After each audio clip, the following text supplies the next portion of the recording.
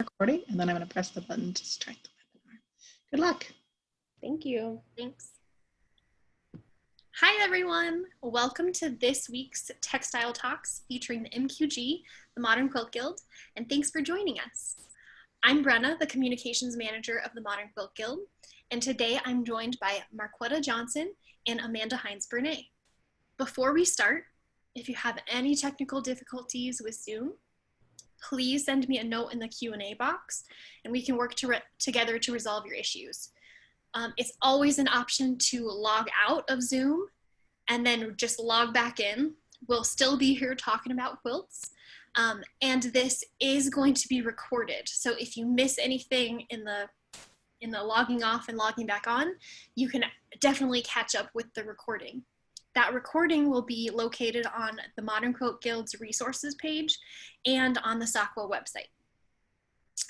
We will have a Q&A session at the end of their conversation. So if you have any questions, please put them in the Q&A box below, and we'll get to as many as we can at the end of the presentation. For those of you who don't know what the Textile Talks are, or if you're new to the series, it's a series of weekly presentations and panel discussions from fiber art organizations, including the International Quilt Museum, Quilt Alliance, San Jose Museum of Quilts and Textiles, Studio Art Quilt Associates, Surface Design Association, and us at the Modern Quilt Guild. Textile Talks are sponsored by equilter.com, Handy Quilter, 9 Patch Fabrics, Misty Fuse, Moda Fabrics and Supplies, and thequiltshow.com. Before we begin, a little bit about our panelists today. Marquetta Johnson is a textile artist and quilter with more than 30 years of experience as a teaching artist, using arts integration and arts infusion as the guiding strategies in her teaching artist practice.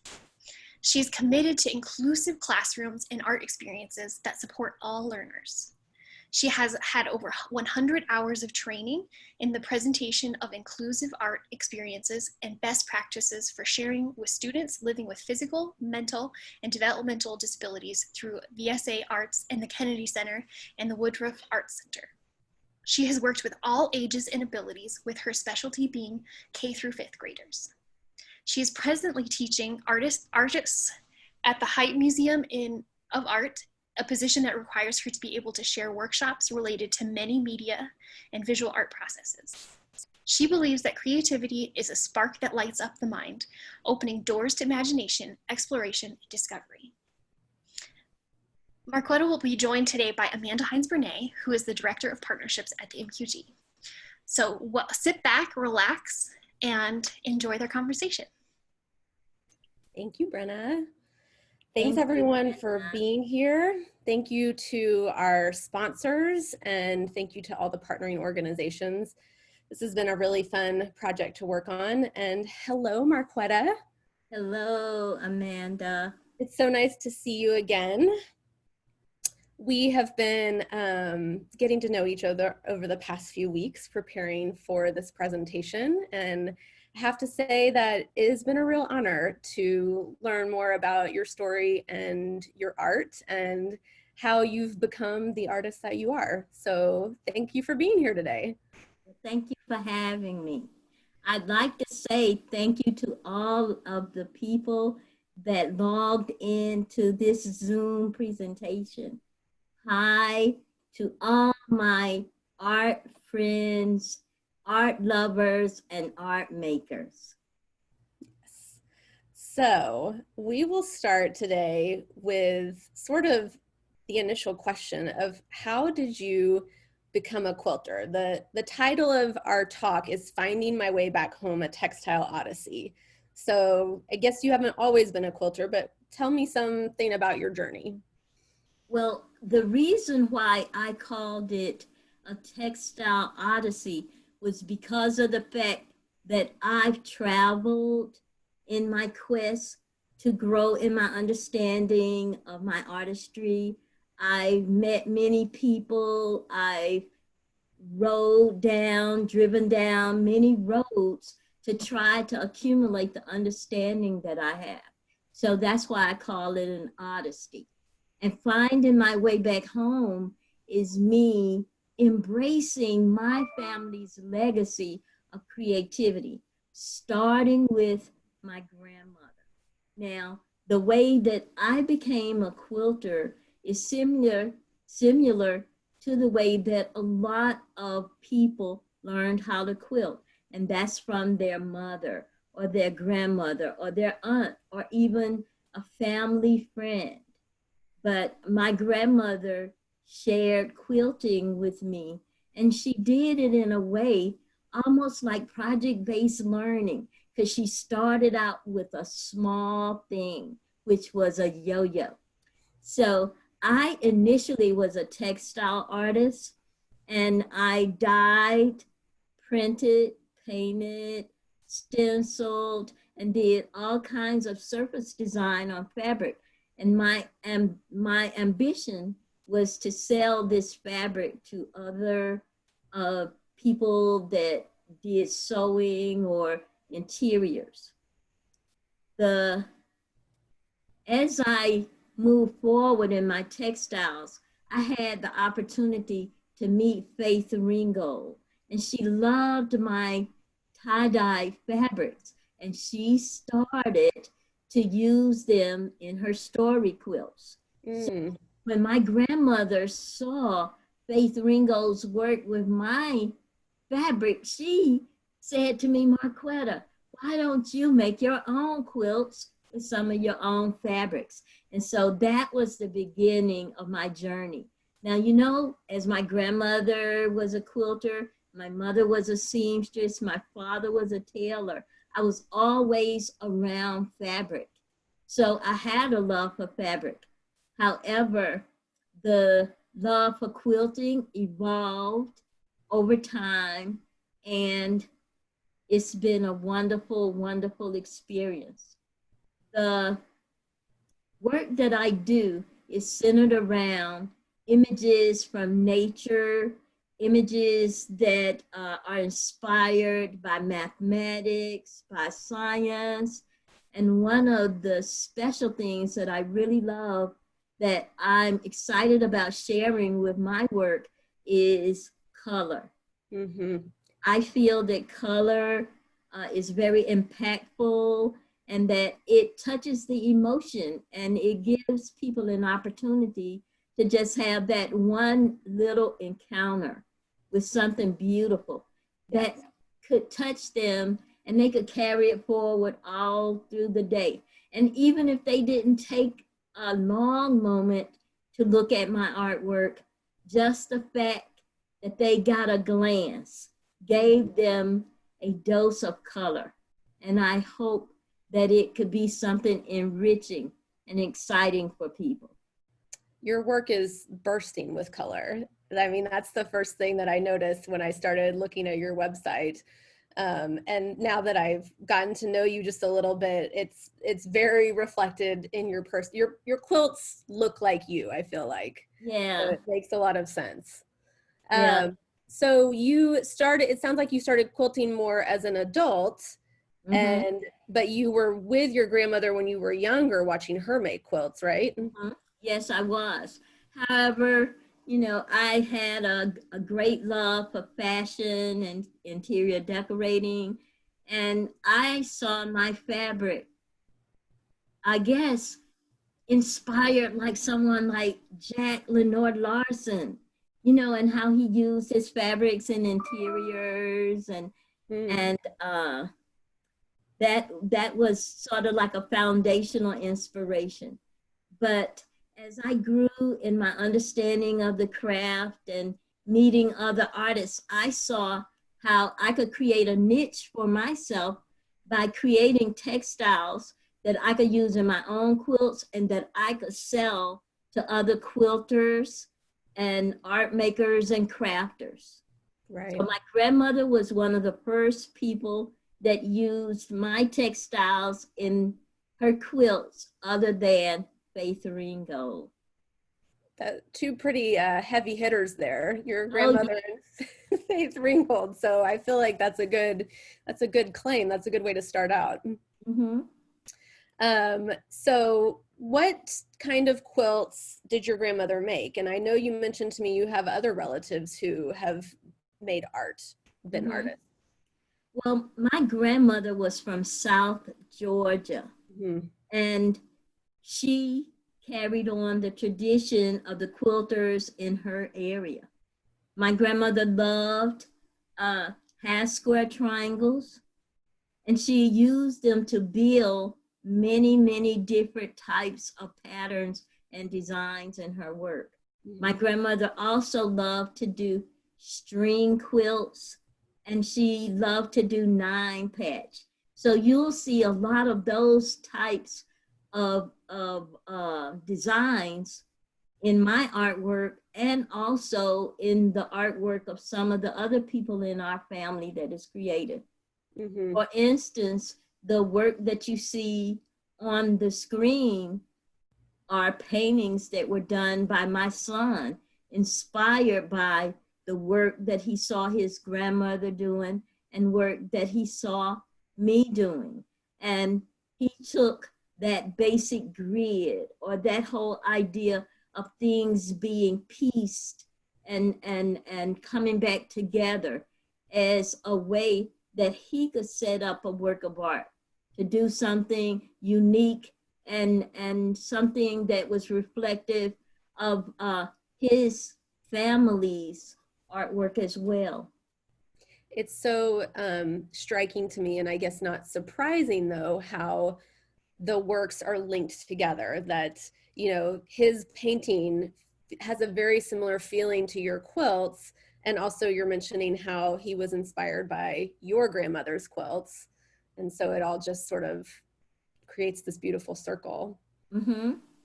You mentioned about your grandmother doing foundation piecing, and we were just talking about that before we hopped on, that she involved you in that too, didn't she? Oh, yes, she did. Now, my grandmother loved to do hand piecing and hand sewing, and she was hilarious in her approach to quilting. Now, some quilters love the rotary cutter, the ruler, and they love that precision. But my grandmother's quilts were a little bit more, I guess you could say, a word we use often, kind of wabi-sabi, kind of eclectic.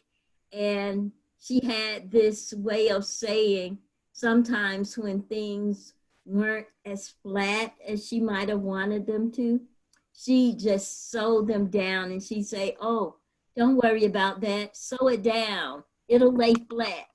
Now it's flat. Yeah, it's flat. Okay. And one of the things that I embrace from my grandmother is her love for quilting and her exuberance around performing the act of quilting. And she just had a lot of fun with it, and it was a companion to her. And now that I'm older and I'm quilting, I really could understand how she felt, because my quilting is like a dear companion to me that I love to spend time with as much as I can. I love thinking about it that way. And I think the first time we talked about how the act of quilting can be so comforting and contemplative, and in a time like we're living in right now, where you know, the world outside is pretty crazy, it's such a nice thing to have that hobby and that pastime. Yes, but also my grandmother saw it as a hobby and a pastime. But one of the things that my grandmother often talked with me about is about how people can use the work of their hands in the development of a type of economic base. And she used to tell me that if you know how to sew, there's a possibility that you have a skill that could help you not to be broke. Right. Okay. So yes, she taught me sewing and quilting because she said I was fast and I needed to slow down. And quilting was that method of doing that. But she also reinforced the idea with me that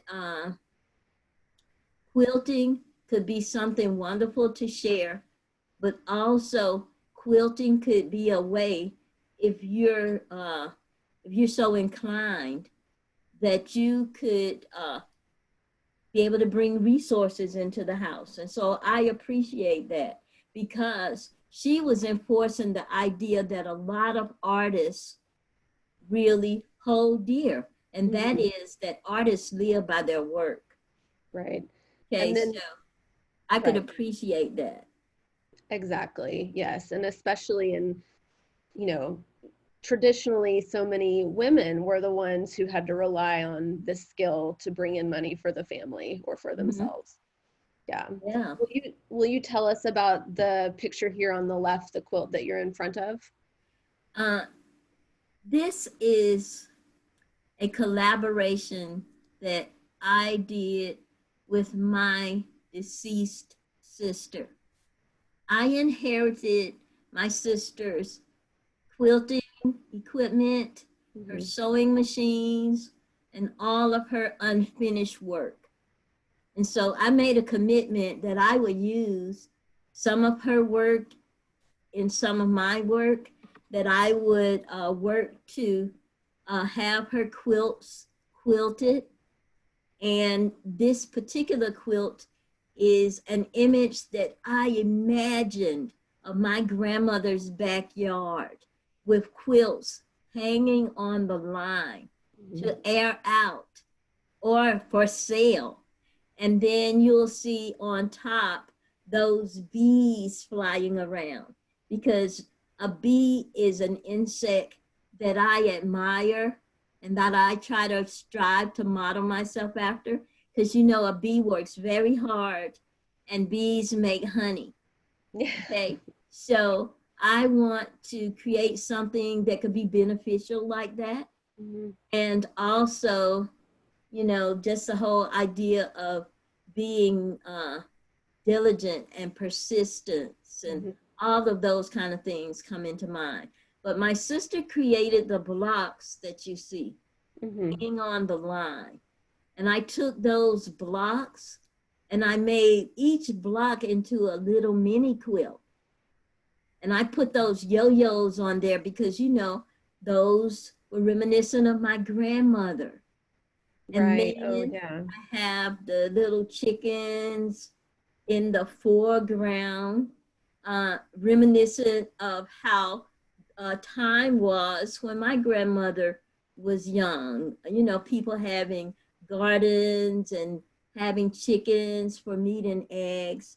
So I thought that all of those images together would be something like a tribute to my family. You know, with my sister, my grandmother's ideas about yo-yos, and my beads and my hand-dyed fabric. I thought it could all come together and say something really special about my family and our love of quilting. I love it. I love the story. And then on the right here is one that your grandmother made, right? Yes, it was. And actually, this is one of those quilts, like my grandmother said, just sew it down. Now, you know, quilts can tell you a lot about what's going on in the commercial world at the time that they're done. And when my grandmother did this quilt, you know, polyester fabric was the rage, and double knit was the rage. And I tell you, you have to be a true master to control double knit. But like I said, my grandmother said, hey, just finish piecing and sew it down.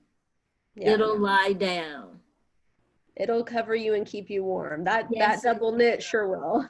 Yes, it will. Now, many of the quilts my grandmother made had blankets inside. Oh, instead of batting. Instead of batting, because, you know, they were utilitarian. Now, they were utilitarian, but she wanted to create something beautiful that she could share with the people in her family, you know, Right. dual duty kind of, Yeah. something interesting and something warm.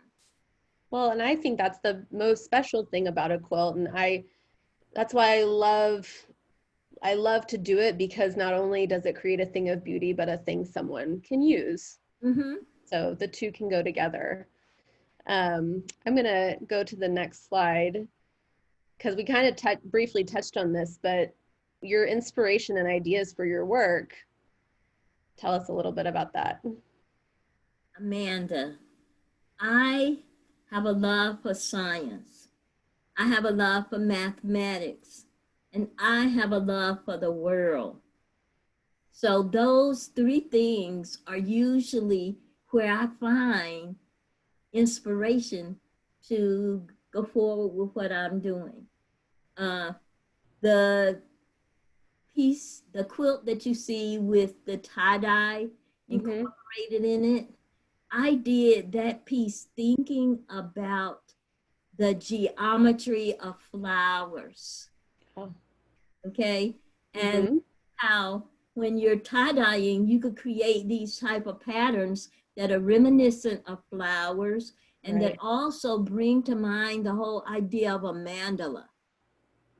Point of concentration and focus. Now, Amanda, you could tell from looking at my work that I do love colors, and I love contrasting colors. One of the reasons being is that when you're showing your work, and your work is 25 feet away from people, when you have people that might have visual impairments, low vision, that are looking at your artwork, if you're using contrasting colors, it makes your work more defined, and people could see it better. Okay, so this quilt has my favorite color combinations: orange, which gives off that energy of friendship, and I love that blue, which makes one think about peace. And I love that yellow, because yellow is friendly. And I love that too. I love the blue in this one. It's yes, I do. So gorgeous. I never thought about that and of course that a high contrast bright quilt is going to be easier for someone to see who may not have, you know, a normal vision. And then again, when your work is far away, if it's hanging on a wall, you know, these will jump out at you. Oh, yes. Have to say I love the ladybugs on the other one. Oh, yes. Now, this quilt is reminiscent of the organic urban garden. Okay. And I did this quilt to tell the story about sustainable gardening, to tell children the story about healthy soil, and how the ladybugs are an indication that the soil is healthy. Then I have those big sunflowers that are big as a plate. And a sunflower is a flower that I really, really love. When I see sunflowers growing, it always gives me joy because of those yellow petals. But I also think, and I'm inspired by the fact that a sunflower orientates itself toward the sun, and it follows the path of the sun. And so when I think about that, I'm inspired in my artwork to be focused and determined. And flowers can do that for you. You know, they could bring up all types of emotions. And then you'll see I have those bees up there. And there's something that I'll put on a lot of my applique work. Now, Amanda, the technique that I use in applique is probably not unique, but when my grandmother showed it to me, I thought it was unique. Now, what she did was she would tell me she didn't know about applique because my grandmother didn't even see a quilt magazine or book until she was 85. But she used to tell me, Marquetta, I want to sew something on my quilt. That's all she would say. And the technique that she used, she would take 2 pieces of fabric in, like let's say a petal shape. She would take the 2 pieces of fabric and put them together right size. And she would sew all around the perimeter. And she cut a slit in the back and turn it inside out. And she would iron it really good. So that when she was sewing, all she had to do was to just do some really simple stitch, like a running stitch or something, to sew it down. Yeah. And she used to always say, I make my stitches big because I want people to see my stitches and I want them to know that I did this by hand. Okay, so I tried to carry that same type of feeling and thought in the work that I do. So the way that I took my grandmother's applique technique to the next level was, yes, I sewed the 2 right sides together. I trimmed it after I sewed it. I slit the back. But when I turned it inside out, I put a piece of batting in it. And then I sewed on buttons and beads that made the artwork more tactile. Yes. And that's my way of taking the idea that my grandmother gave me and building on that idea. And I like that. And that's definitely here in this one too. On the left, you have all these buttons and beads in the middle. Oh, yes. And are these yo-yos though here? Yes, these are yo-yos. And that's what I did to build on the idea of the yo-yo. Now, when my grandmother taught me how to make a yo-yo, she didn't turn the edge of the circle under. She just sewed around the circle. And when she drew it up, there was like a little fuzzy navel right in the middle of the yo-yo. Now, I have some of my earlier works where I left that fuzzy navel in place because I thought it was cute and it's fuzzy. I like fuzzy.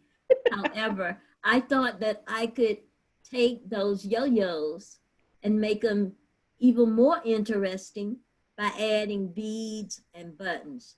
So this is one of the quilts that I did to share the idea of buttons and concentric circles and things that are sort of laid out in a similar way to flowers with a central part and then with things building geometrically out to the edges. Yeah. I'm going to keep us moving here. We have 2 more slides about your inspiration. Oh, okay then. Well, these 2 quilts here. I love this one on the left a lot. Okay, that is going back to the whole idea of using contrasting colors together. Now, I know the idea of using chartreuse green, purple, pink, and blue might seem like a really, really loud kind of quilt. But what I find when you're putting colors together like that, it creates another layer of interest in the work that draws people in. And as they are looking at the pattern and trying to find some type of order in it, they are being immersed in those colors. That is true. It's a lot to look at. It holds your eye. Yeah. Now, I'd like to point out that the majority of my work is hand quilted. Okay. Now, I do some machine quilting, and I did machine quilting almost as a dare because my sister and all of her friends at her quilting guild were doing machine quilting, but I'm paralyzed from my chest down. So I can't use a pedal or those knee things to make the machine go. I have to take the foot pedal and grip it and squeeze it. Oh, okay. So you put it up top to use your hand. Yeah, I put it right here and use my hand. So that made me have to really grow in the ability to use my left hand when I'm quilting, because, you know, that's how I was doing it, kind of like Batman. Right, you're steering with one and driving with the other hand. Mm-hmm. Wow. Mm-hmm. Wow. And so all of the work that you're seeing is reminiscent of the types of things that I love to do, which is I'm always doing yo-yos. But I took it to another level, Amanda. I went to a quilt show that was sponsored by an organization here in the city, and the person was showing people how to create a hexagon with fabric. So I immediately jumped on that, because when you think about hexagons, you think about honeybees. That's and true. It brings it back to the bee. Okay. And it's mathematical. I love being able to show children how they tessellate. I love being able to show children examples from industrial design about just how strong it is, and how architects, engineers, and designers use this form in a lot of building. Well, that's, yeah, and that's actually a perfect segue, because the next thing I wanted to talk about was the teaching part of you being a teaching artist. So you've worked out at Utah State University, and you've worked at the High, and then, you know, being a teaching artist, what does that mean to you? Well, when I think about being a teaching artist, I first of all kind of transpose those words, right? Okay. I see myself as a professional artist who is connected with current trends, connected with other artists and what's going on in what it is that I do in surface design. And I see myself being able to take my professional skills, like collaboration, like critical thinking, like creativity, and bring all of that to bear in what I do in sharing with children. My hope is that through my teaching artistry, I'm able to empower people and young children to see themselves as artists. As a matter of fact, I call them young artists, because as the Aboriginal people in Australia say, we're all artists. And so that's how I see them. So when I'm in schools, oftentimes I'll bring in an opportunity for students to be able to create their own textiles, so that what we're making, we're creating aspects of it so that we really own our own artwork. Also, as a teaching artist, I have the privilege to work with children that are in mainstream classrooms, and students that are in life skills or special education classrooms. And I get to see that when it comes to creativity, in some situations, the playing field is level. Okay. So as an educator, I try to see all children as creative, not have preconceived notions about what they can do and what they don't do, but give them an opportunity to explore and to experiment with different media. Now you see this little drawing. This is an example, and I show this every time that I share, whether it's with professional development with teachers, or in a case like this where quilters are talking. This young woman met me one time, went home and came back with a drawing of me and my colleague. And you'll see the details that she put in this work of art. And so I saw her as not just a student in a special education classroom, but I saw her as a gifted young artist with an ability to notice and recognize detail, to be able to share a bit of emotion and energy around what's going on, and the feeling that she's getting from her instructors. So as a teaching artist, I see myself using creativity to bring about positive change in our communities. I think that's so important because I used to be in education myself, and even just with people I interact with now, when you hear someone say, "Oh, I'm just not creative," I can't stand that. Of course you are. You just have to find the right place for you to be creative. So I think for kids to be able to have that outlet and that positive reassurance is just really powerful. It really is. And you know, with children, I try to be very, very accepting of the work that they do. Not critical, not judgmental, just encouraging them to be safe. And to keep exploring. And to explore, to not be afraid. Yeah. So I mentioned Utah State and the High. These are pictures from Utah State, right? No, these are pictures from my work at the High Museum. Okay.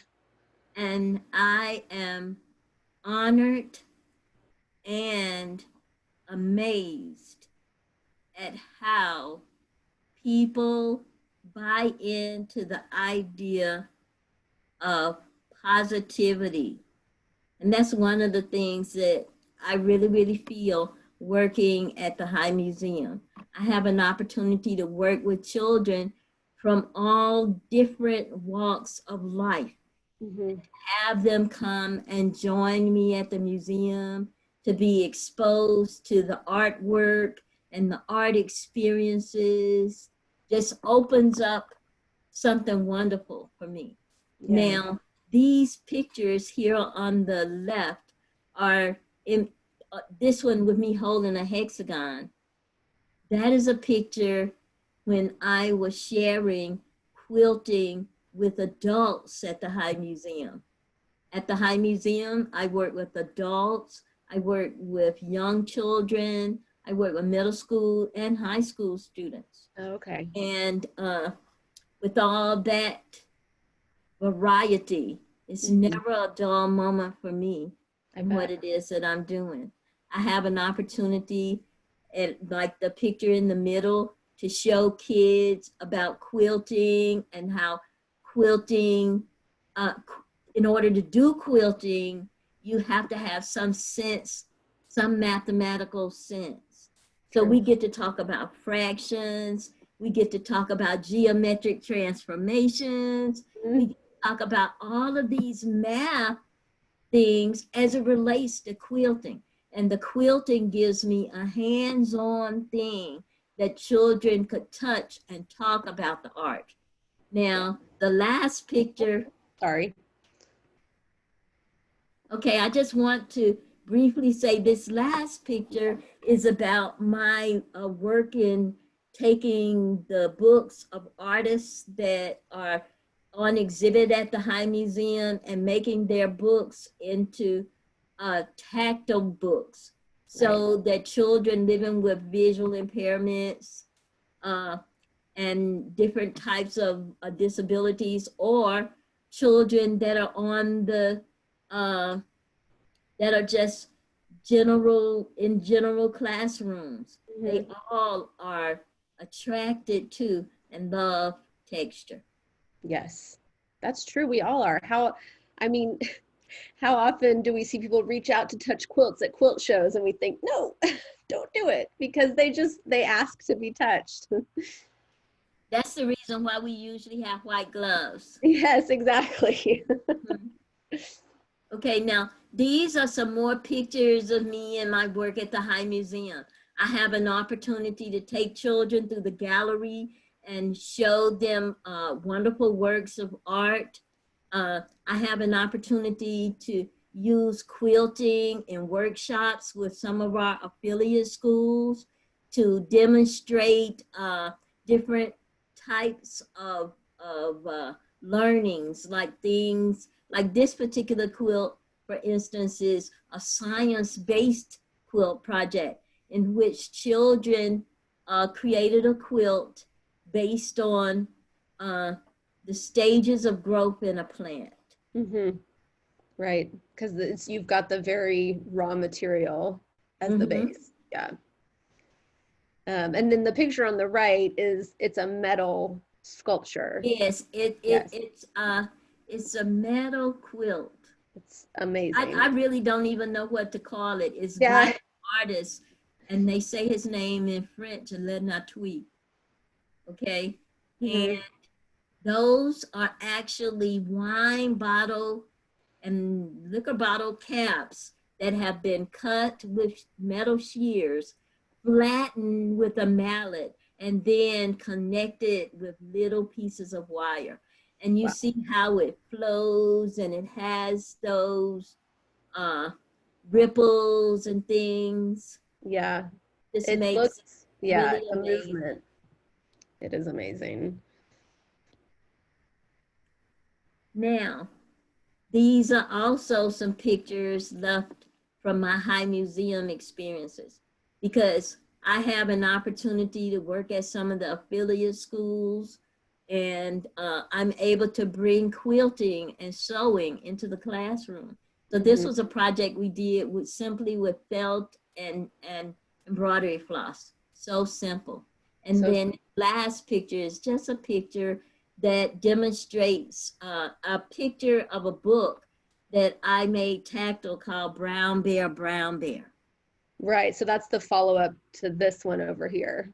Yes. Yes. The inside. Mm-hmm. And then we've got this beautiful quilt. Okay, now this is a textile mural that I did in collaboration with the art teacher and the students at Edith Bowen Laboratory School on the campus of Utah State University. Okay. The children 100% owns this. Now the art teacher and we collaborated with the students, and we saw ourselves almost on an equal playing field with the students, in that we added, but the children conceptualized. You know, we supported, we got materials, but children came up with unique ideas. So like this snake, a kid just created a snake. Because what we did a textile mural of a reservoir in Logan, Utah. And kids put birds that lived in that habitat, and we made representations of plants and bird nests and all kinds of things. All kinds of things. The little field mice at the bottom.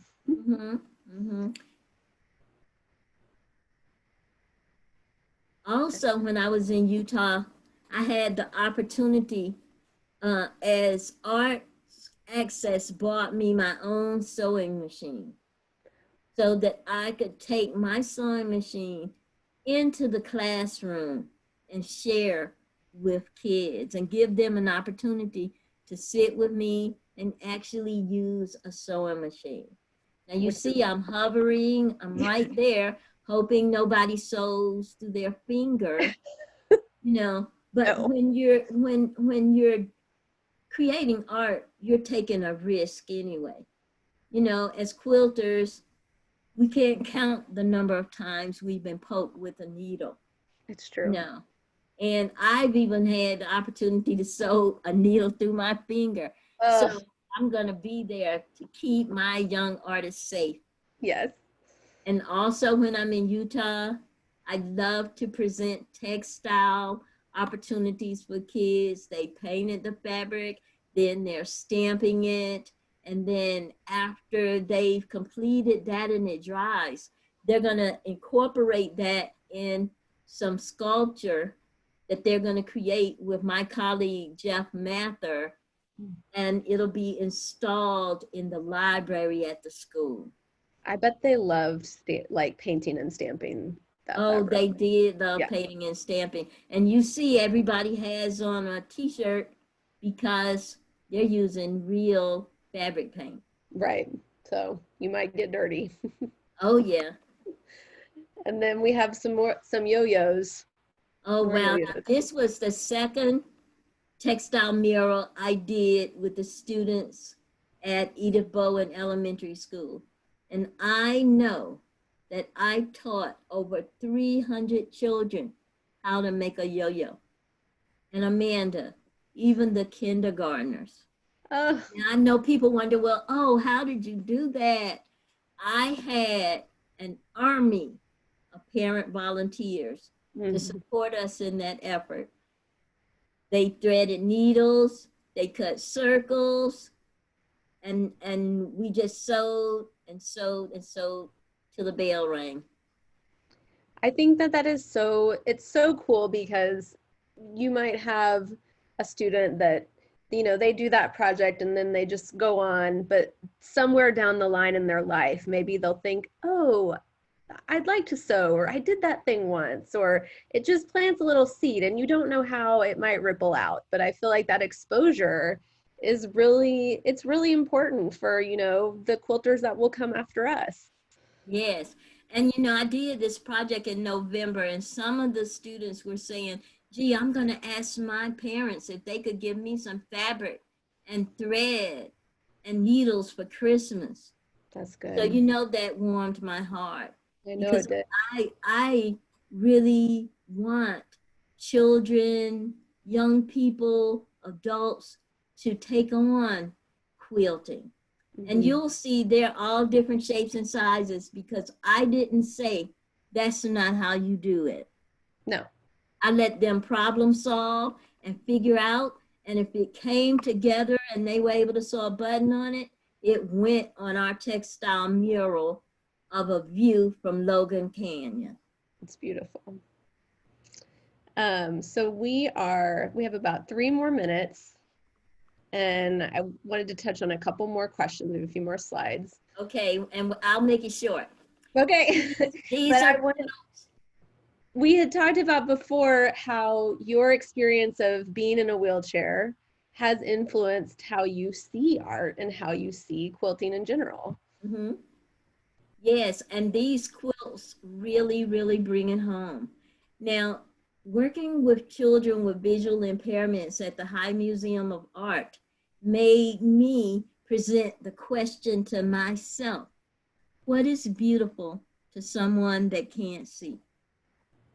So I began the quest of trying to incorporate into my quilt aspects that will make my quilts multi-sensory, so that all people could have an opportunity to engage with this work. Now, these are quilts that you are supposed to touch, okay? One on the left illustrates the principles of design. The one on the right illustrates the elements of art. And so I use these in a very tactile way to help children to understand about it. And they're really interactive, especially this one on the right. There are things that you could move. There are things that you could touch. There are things that you could take off of the quilt and put back on. Oh, wow. Cool. Is that like the top left? Are those buttons here? Although that's some of that trim with the little pom-poms on it. But just in general, being in a wheelchair makes me sensitive to the needs of other people. Right. And so I began to create what you call, let's see, fidgets. Yeah. Okay. But you'll see my fidgets are just really exciting, really fuzzy, interesting, with I love very these little like plastic. pom-pom paddle on like a popsicle stick here. Yeah. I love Oh that. God, I just like to tell all my quilt friends, you could sew pom-poms down and they make the cutest little embellishment. And so finally on this quilt right here, you'll see how all of my thoughts around people living with visual impairments kind of came together in me becoming a more sensually aware artist. In which I'm intentionally putting different textures of fabric, different kinds of beads or buttons. And these are more examples of my evolution as a multi-sensory artist. Yeah. Well, our last question for today that I wanted to pose to you to sort of bring this full circle is, what do you think your grandmother would say about the work that you do today? Well, I believe my grandmother would be very, very proud. And I think she would be amazed that I took her advice and I tried to live by it. My grandmother says, you cannot get ready for the big moment, Marquetta. You have to be ready for the big moment. So you'll see that I have created many quilts. I have written about my quilts and my thoughts and what I was trying to share with that. And so I think my grandmother would love what I'm doing. Now, she especially would love my printed blocks, okay? Because I could see her in cutting those up and incorporating them in her quilts. Right. So I think she would be happy that I didn't give up on textiles. For sure. And then I saved these for last. Yes. Finally, my grandmother would be pleased that I took my craft and used it to try to make the world a better place, to be an advocate for people, to point out the way to people. And so I have this silhouette painting that Aisha Lumumba and I created for the AIDS Memorial Quilt Foundation. And I created this vote quilt because this is the message for today. Exercise your right to vote to make our country a better place. That's right. All the people who came before us and worked hard for us to have that. Marquetta, it has been just a huge pleasure and a joy to get to know you and chat with you. If anyone out there wants to find Marquetta in the online world, she's on Instagram at Marquetta B Quilting. She has a website, and then she's also on Etsy. And it's just really, I've just really loved getting to know you. So we were supposed to have QuiltCon 2021 in Atlanta this year before everything happened. So I'm hoping if one day we get back there, we get to meet in person. Oh, yes. And thank you so much for giving me an opportunity to share. Of course. Have a nice day, quilt lovers, quilt makers. And we'll bring Brenna back on and see if there's any questions. There are. I have to say, Marquetta, there is so much love for you and your grandmother in all these comments. We have a couple questions about, would you mind giving some brief words about where you grew up and where you live now? I'm from Atlanta. I was born in Atlanta, Georgia. And I was born at a very, very special time in history. I was born in the year 1955. And what was happening in America during that year, Emmett Till was lynched. And so it colored the way that my mother was with me. She was more protective and wanted me to stay close to her. And she gave me a lot of different interesting things to occupy my time as I grew up to sort of fortify our relationship as mother and daughter. Yeah. And so now I'm living in Stone Mountain, Georgia. And that's like, it's still in the metro area. And I'm blessed in that the community that I live in is very quiet and peaceful. So I have an opportunity to really kind of hone in on those great ideas that I get every day. And was your grandmother also from Atlanta? Now, my grandmother, that's really interesting, Brenna. Thank you for asking. My grandmother was from Macon, Georgia. And at one point in the history of African Americans here in the United States, a lot of African American people migrated to the north. My grandmother first found herself in Chicago. She found a job at a factory that made Disney toys, and she loved that job. Her job was to paint Donald Ducks. So she just loved coming to work. Then she moved to New York and became culturally aware, became aware of things that were going on in society, like with civil rights and things. And all of that kind of colored her view and vision of life. And so she was very encouraging to me, hoping that one day I'd be able to do just what I'm doing here today with you all, being able to share about my family's ancestral legacy of creativity. That's so wonderful. So you were saying you got your start dyeing fabrics, and you were talking about a lot about tie-dye. So what kind of dyes do you use, and did you have a preferred method of dyeing fabric? Initially, when I first started dyeing, I was using cold water fiber reactive dyes. And I stuck with that until my accident and I landed in a wheelchair.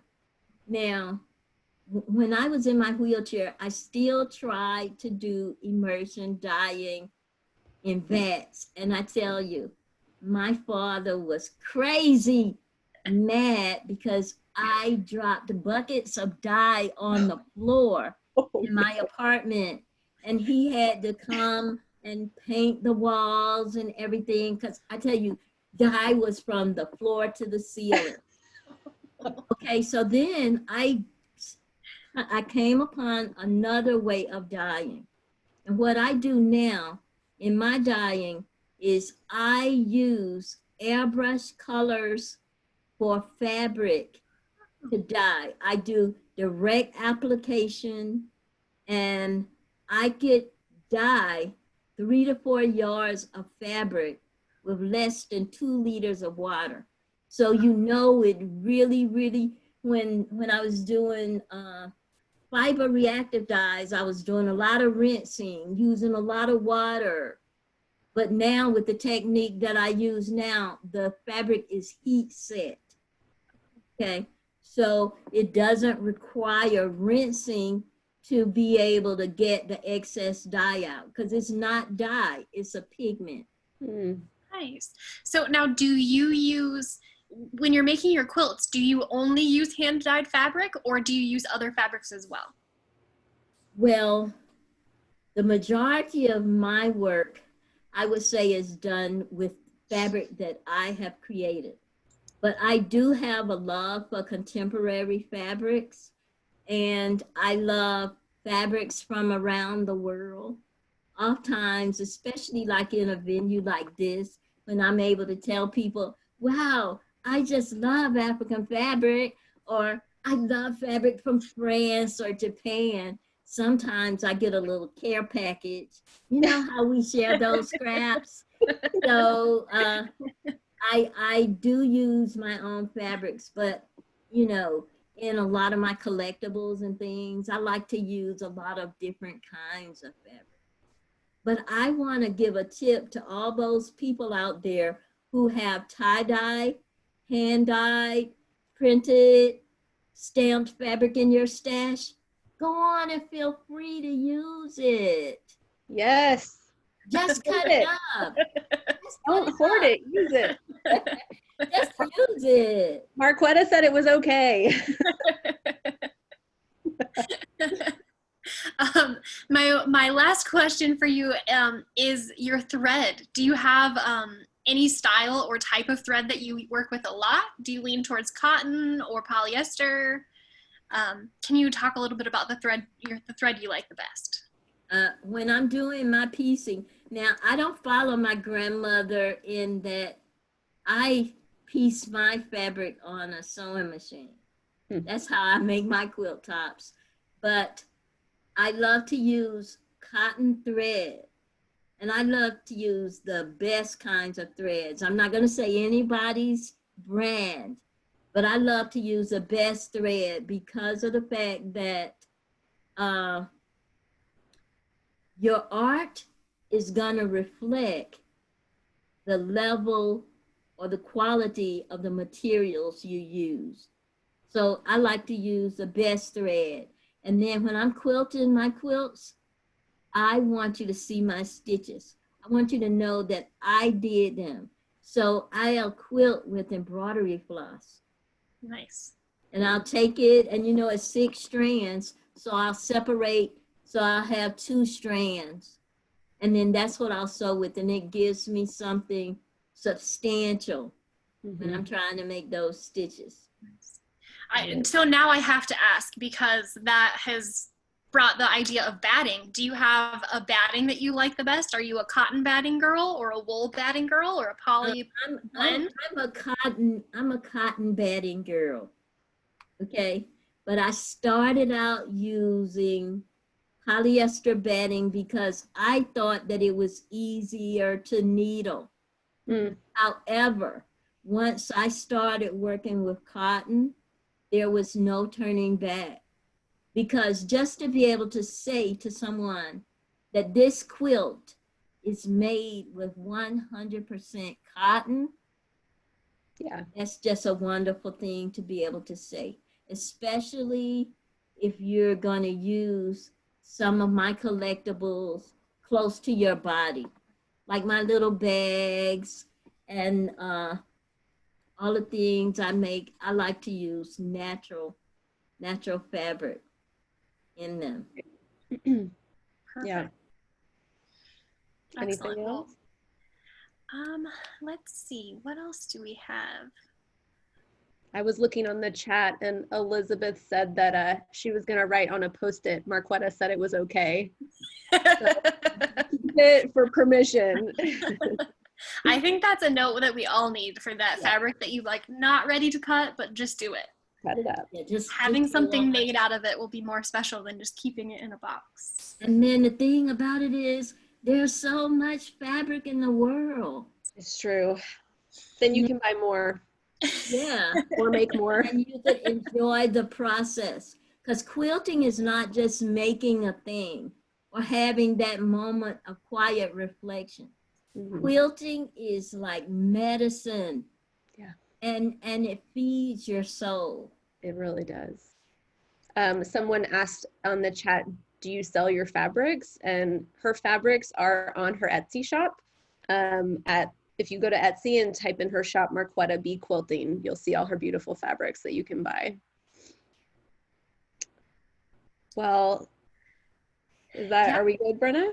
I mean, there are certainly more questions than we have time for, but most of it is just a lot of love and so many thanks for you for joining us today and telling us your story. So thank you so much for being here. Well, thank you so much for giving me an opportunity. You know, as an arts educator, we're always looking for a platform to chat. So, you know, here I get an opportunity to just share with so many people. And I just like to tell everybody, I personally am so grateful that you joined us today and that you had an opportunity to get to know me in a deeper way.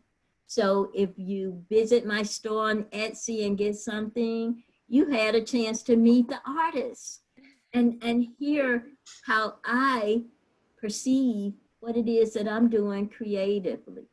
And then even if you don't get it, I'll be happy to have you look at it, because color and design is transformative. No better words to end on. That's so true. Thank you so much, Marquetta. Thank you to everybody who joined us. And again, thank you so much to our sponsors who have made the Textiles Talks and the continuation of the Textile Talks possible. So thank you so much to eQuilter, 9 Patch Fabrics, Moda Fabrics, Misty Fuse, Handy Quilter, and the Quilt Show. Check back on the SAQA website for Textile Talks to see this recording and to see what's coming up next week. So thanks, everyone. Bye. Have a nice day. Bye.